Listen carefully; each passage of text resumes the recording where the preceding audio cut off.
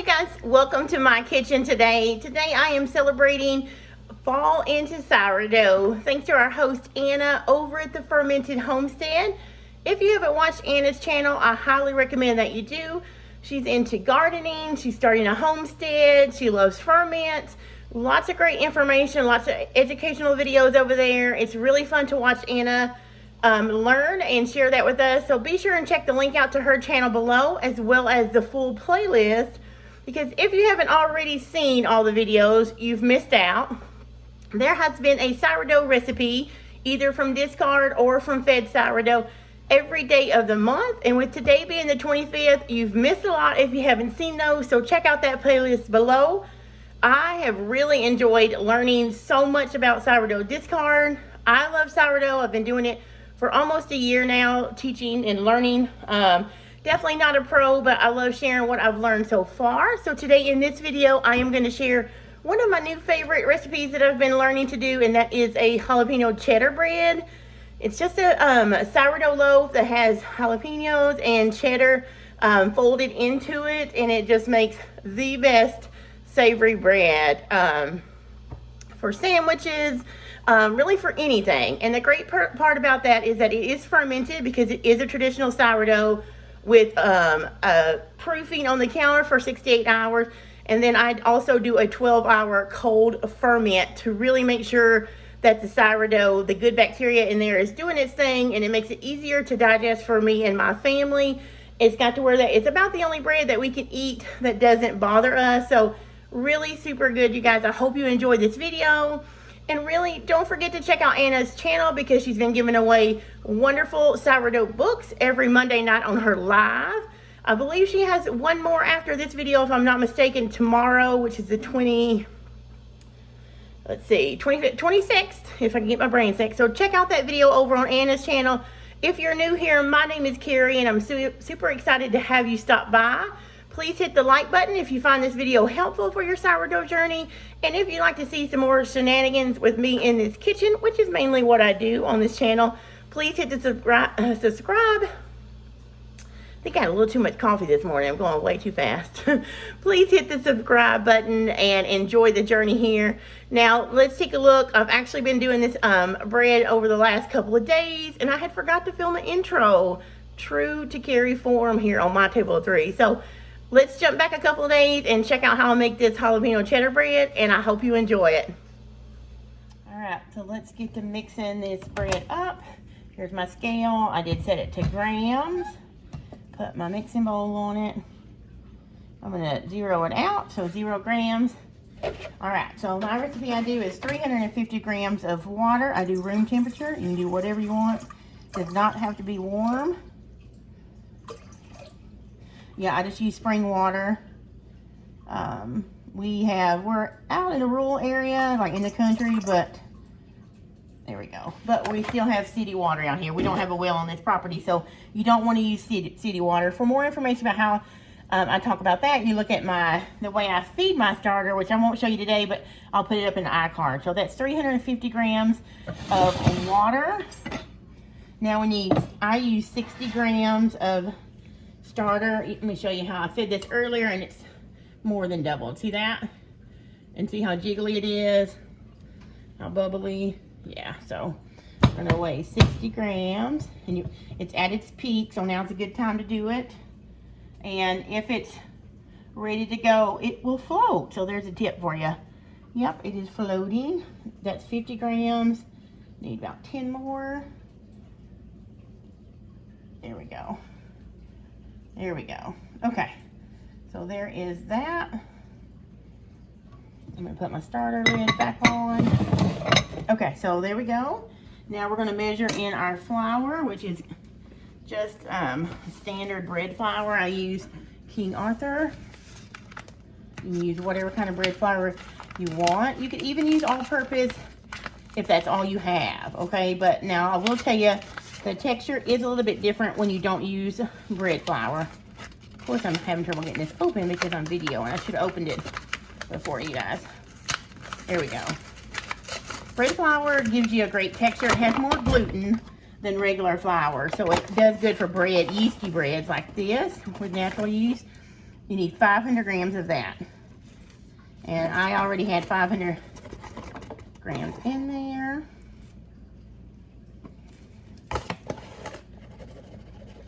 So I had 400, sorry. So now I'm doing 410. So I'm going to get it up to 910 is what I'm looking for, to know that I have 500 grams of bread flour.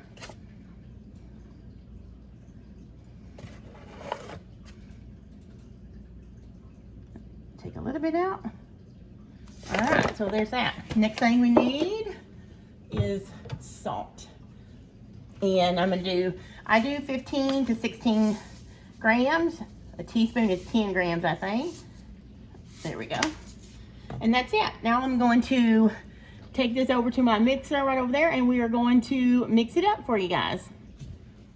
Okay, so we are going to just put that in there, turn it on, and let it come together. This is just my basic recipe. If you watch my video on basic sourdough loaf, you start out with that. So right now we're just mixing everything up. It's going to come together, and it'll start looking like a tacky dough ball, and it'll do it by itself. You don't really have to do anything, you just let it go. If you need to, you can scrape the sides down, but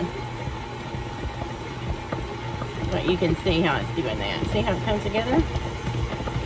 I'll let it kind of come a little bit longer till it pulls most of it off the sides. And that looks pretty good. So let me get you guys down. Turn this off. And I'll pull it up for you. See how it's kind of sticky still? My doughs are slightly wetter dough. Alright, so I'm going to show you what it looks like.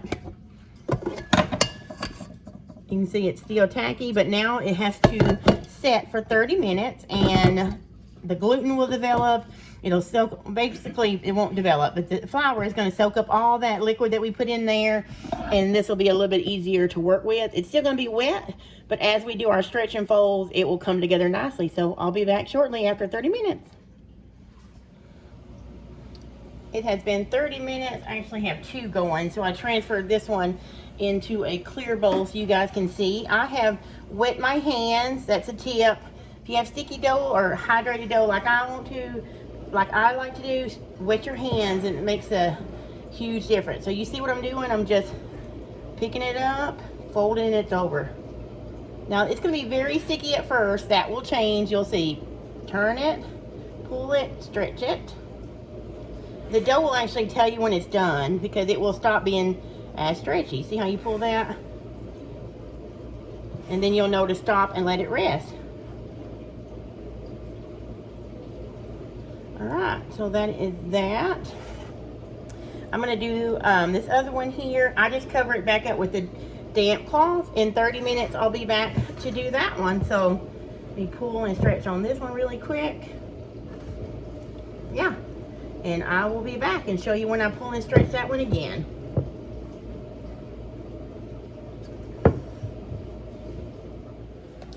Alright, in about 40 minutes, we're going to stretch and fold.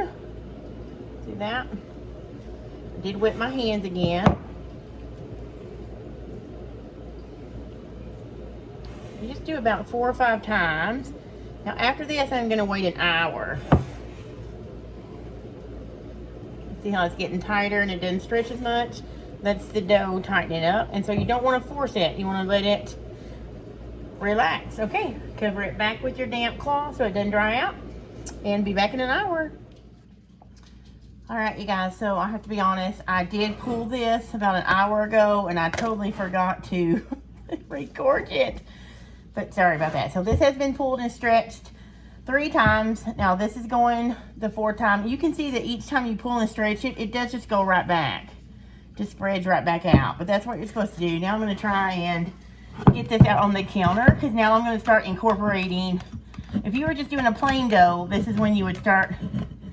You could pull it out here and start folding a little bit of flour into it. Not a lot. You don't want a lot of flour. Let me move this. But I am going to put in 4 ounces of cheddar cheese. Don't use shredded because it's got that potato covering. Use a block cheddar, 4 ounces. and cut it up into small chunks like that. And this is 1/3 cup of pickled jalapenos. You could use fresh, and you can add as much as you like. Okay, so let me grab something really quick. So what I'm gonna do is when you flour your surface, or I like to use the same kind of flour that's in my bread. So you can remember this is, Nate, you may have to get the dogs. Sorry guys, if y'all hear that, my dogs are wanting outside. And you know, they can't wait, they gotta go right now. So what I do is just kind of push it out. And this all, you don't add too much flour, but press it out. And I'm going to start dropping jalapenos. These are jalapenos that I actually canned about a year ago from the garden. But you could use fresh, you could use jalapenos from the store. Nate, please get Miles and let him outside, okay? But you just kind of drop it in there like that. The next thing I'm going to do is wipe my hands really quick. And then I'm going to sprinkle the cheese in. Don't make the cheese too big or it will tear your dough when you start stretching. So now you're going to do this. You're going to stretch and fold, stretch and fold, stretch and fold. So basically we're just trying to incorporate it in because you want it to be in different spots, right? You don't want it just all lumped in together. Stretch and fold, stretch and fold. And this is only... So as I'm doing that, I also, since the jalapeno is wet, I do add a little bit more flour in.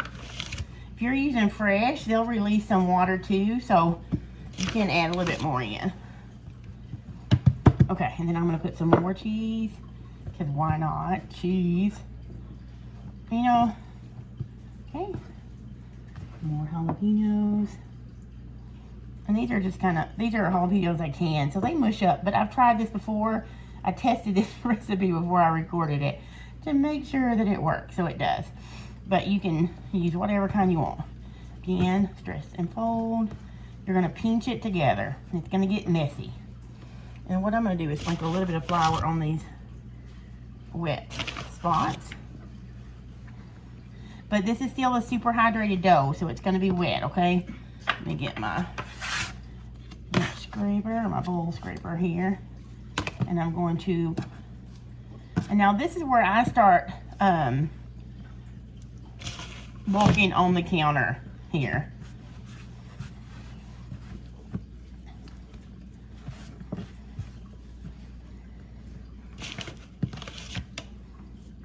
You see how that's still bulking open there? So I just add a little bit more flour, pinch and fold. I honestly think let's do that.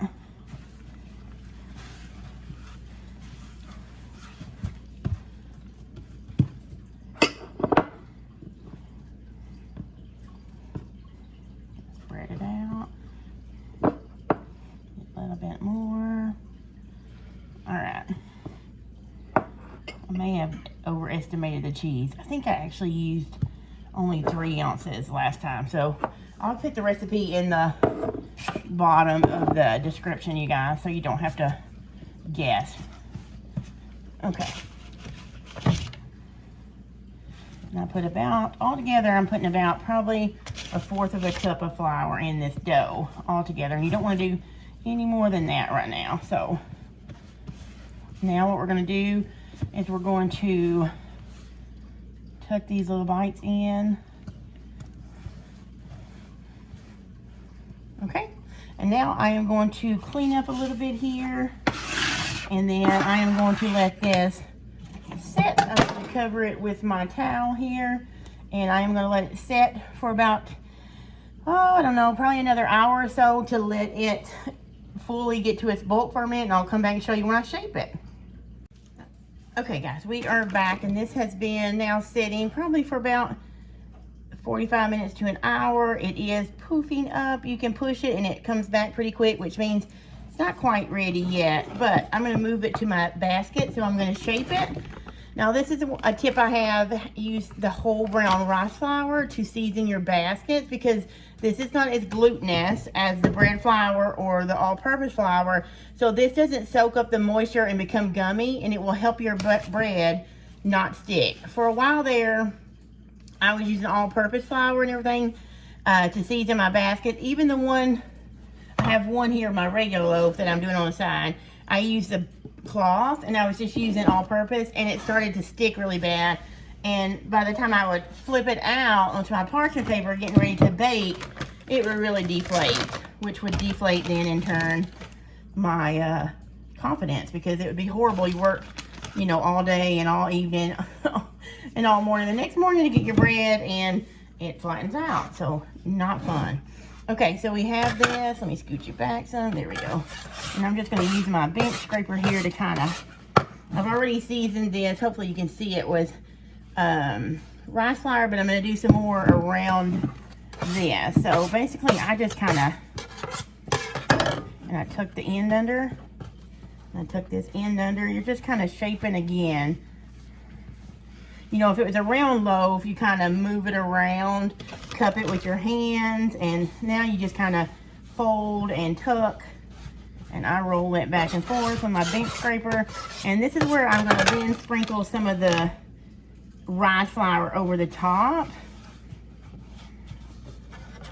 and we're going to put it over in here like this. Just kind of flop it over. Do you see that? That's magic, right? No, I was actually scared to do that in front of you guys, but anyway. So then I'm going to do one last pull and tuck while it's in here, just on the bottom. It doesn't really matter what the bottom looks like because it will.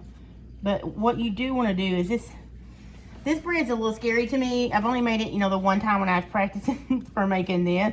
I normally stick to like a herb loaf or a cranberry loaf. But the jalapeno loaf turned out so good, so I want to do it for you guys now, and we're just fingers crossed. But you really want to make sure the wet spots are covered with the rice flour, because you don't want it to stick to your basket. So I'm going to kind of gently, if you see me, I'm gently let it fall and kind of put that in all around it. And I'll probably do this one more time tonight before it goes into the fridge. I'm not one of those people that likes a lot of flour on the outside to show the designs, so I try not to use a lot of flour, but because this one is so wet with the cheese and the jalapenos, I'm using a little bit extra. So there we go. Now these are going to bulk ferment probably, this one's doing pretty good. I'm going to say it is 5:03. I'm going to come back at about 6:30. I'll check it at 6, and then if it's ready, I'll come back. If it is needing more time, I'll hold off, but I'll come back when these are ready to actually go into the refrigerator for the cold retard. So see you back in a bit. Okay guys, so these are done with the bulk ferment. This is just the plain one. Watch it, see it jiggle, but it's not sticking. I can see air bubble, and if you push it, it comes back, but very slowly. So that's how I usually tell that my dough has proofed enough. This one's the same way. This is the jalapeno cheddar. See how that, it's coming back just slowly, right? So I just use a turkey bag. I've used this one over and over and over. I just put my loaves in there like this. Some people will say don't use a bag because it says condensation. So you can wrap it in a damp cloth if you wanted to, but I just do this.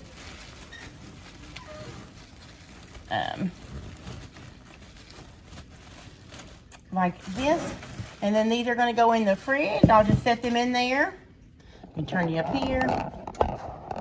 I'll just set those in the refrigerator now, and they'll go overnight. Actually, to be honest with you, this is another tip. You can actually make these and put them in the fridge a couple of days ahead. This is Saturday night. We have the fair this week. The plain one is actually my entry for the sourdough in the fair. My son is doing a bunch of 4-H stuff in the fair, and in order for us to share that memory, I'm putting a few things in the adult category. And then the cheddar sourdough is actually going to be for a gathering that I'm having here Monday night, a homeschool mom meeting. So it's Saturday. I'm not actually going to bake these until Monday morning. So I'll bring you back then and show you how I bake those off, okay? So there's all right. Well, happy Sunday, guys. It's actually the day after you saw me prepping my sourdough. I was going to bake it tomorrow morning, but I just got to thinking about it. A good sourdough loaf is really good if you give it plenty of time to cool off. So I thought, before you cut it. So one of the loaves is already, you can see it back there. And you'll have to forgive the kitchen and the dining room table because we have our fair turn in tomorrow. So Nate's doing a lot of baking. I'm doing a lot of baking for our baking project. So anyway, back to the sourdough. I thought if I bake them tonight, both of them will be perfect, completely cool, so we can cut them tomorrow. So I've already baked the plain loaf, which I didn't show you guys, but now I'm going to show you how I turn out my cheddar jalapeno bread and get it in the oven. So I'm going to put you down and turn you down here and show you how I do that. I'm just going to take it out of the, and I start with, a lot of people do a lot of things. A lot of people do coal, preheat the oven to like 500 or 475. And then they also preheat their Dutch oven, which I used to do that as well, but now I use the cold Dutch oven method. I like that better. I get a better spring from my bread, okay? So I just really like that better. See how they come out? And I love the lines on these. So now, you usually use a bread lame to score. So I'm going to go ahead and hold it. Be very careful, guys, because it is so sharp. You want a pretty deep cut, because this is what's going to give your bread. I'm actually going to use this straight razor to kind of open it up a little bit more. Okay. So I'm not going to do any special decorations. That's all I got. I just got one single deep cut. And now I'm going to put it over here in my Dutch oven. I wish I had one of the, you know, the long, maybe over here. I'm going to go ahead and push this in. Let me show you what it looks like first. So basically it's just in there. You can see it. Hopefully you guys can see that. Getting kind of dark here. But anyway, we're going to put this in our oven. I'm going to put you down over here so I can talk to you while I do that. I'm going to turn my oven on, bake. I bake at 450 is what I bake at. So turn it on 450. I'm going to go ahead and put all this, the lid on. I'm going to put this in the oven. I'm going to put that in the oven. I am going to set my timer for 50 minutes.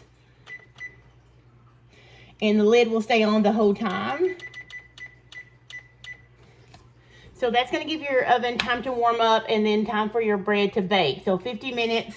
Let's see my cabinet door open. That drives me crazy. But anyway. So we're going to go ahead and let this bake for 50 minutes. In 50 minutes, I'll come back and show you when I take the lid off. And then I actually bake mine for another 10 to 15 minutes to get a nice golden brown on the outer crust. So fingers crossed this cheddar jalapeno bread comes out looking as amazing as the first loaf did. And I'll see you in 50 minutes. Okay, so my timer 50 minutes went off. Let's steam. Let's look. It's always a exciting moment. You ready? Oh, look at that. Look at that. Hot. So anyway, it needs to brown. I'm going to put it in there for another probably 10 minutes. So looking awesome. Okay, so the timer went off for my 10 minutes. Let's look at it. Oh, it's gorgeous. Let's see.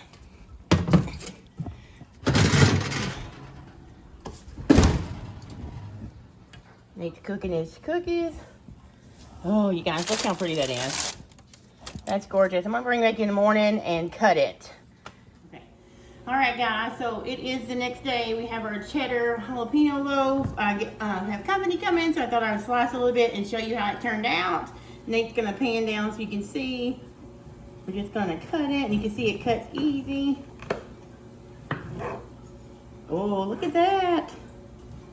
I'm just going to cut a few slices so you guys can see the inside. Look at that. Nate, come closer so they can see that. Check how amazing that looks. Oh, it even smells wonderful, but check it out. Nice crumb, all that cheddar and all the jalapenos. So yeah, I can't wait to dig into this myself. I can't wait to sell it to my guests, or serve it to my guests, not sell it. But hopefully you guys have enjoyed this video so far. I did want to give you a couple more tips about how to keep the bottom of your bread from getting too hard. I use a trivet on the bottom of my Dutch oven. I just set it on the bottom before I put it in the oven, or before I put the bread on top of it. And then I've set my parchment paper down on it, and that keeps the bottom from getting too hard. So you get a nice cooked through bread, but it's not extremely hard. And don't forget, if you want to soften your crust, you can wrap it in a clean dish towel right after you take it out of the oven, or you could put it in a bag and let it steam a little bit softer. But I love the chew of this bread, and I'm so excited it turned out for you guys. I hope you're enjoying all of the sourdough videos that Anna at Fermented Homestead has been hosting. Be sure you check out her channel. She'll have all the information about the giveaway coming up each Monday and at the end of the month. So I'm getting ready to enjoy this for friends, and I hope to see you next time in my kitchen. See you later.